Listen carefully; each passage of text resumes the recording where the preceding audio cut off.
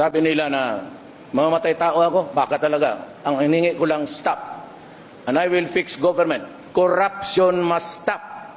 If I'm into the presidency for 2 weeks, tapos walang maniwala sa akin, walang susunod, then even if you give me 10 years, I will not be able to do it. Pero ako kasi sabi ko, ordinaryong tao lang ako, ayaw kong mapahiya. Kaya pag sinabi kong huminto kayo.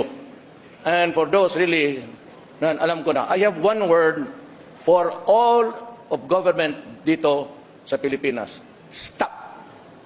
S-T-O-P. Just stop. Just obey the law. And for the civilians, wala kong hingin. Sabi nila, may extrajudicial killing. It's not that, it's really the interest of the country. Gagawin ko po yan.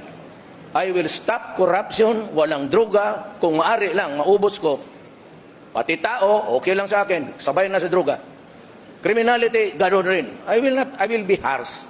And I'm warning you about in the horizon the coming of terrorism. Pareho yan. But I have to talk to the Mindanao people for peace. Hindi ito makaya kung anong usapan o gera. Kasi ito, historical ito. And even the NPAs, sabi nga ni Season, if I'm president of si Grace, he would come to talk. That is a welcome development. Wala akong hangarin except my country.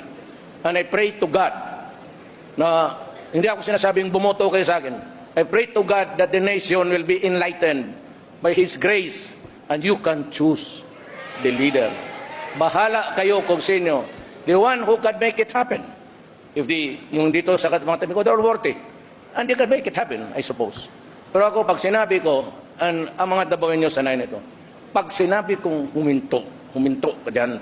Pag sinabi ko siya, gagawin ko dyan, ginagawa ko talaga. Even at the expense of sometimes. Well, it could be at the expense of honor, or the prestige, or the presidency. Wala akong pakialam. Basta ako may trabaho at gagawin ko. Yung tanim-tanim ng bala, hintuan talaga nyo yan. Unless you are ready to swallow the bullet. And I will make you do it. Kung hindi nyo alam yan, pupunta kayo ng Davao. Marami ng coin doon sa Central Bank na kinakain sa mga na hindi maniwala.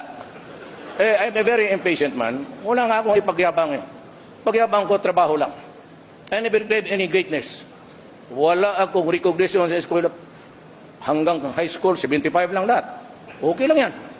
Pero noong naabogado ako, medyo matino na ako. And I've learned so much reason, but I will not dwell into so much about the niceties of life. If it is the interest of the nation, I will do it. And finally, I'd like to thank Alan Peter Cayetano, my vice presidential candidate, for joining me, for accommodating me and asking him to join me. Maraming salamat po.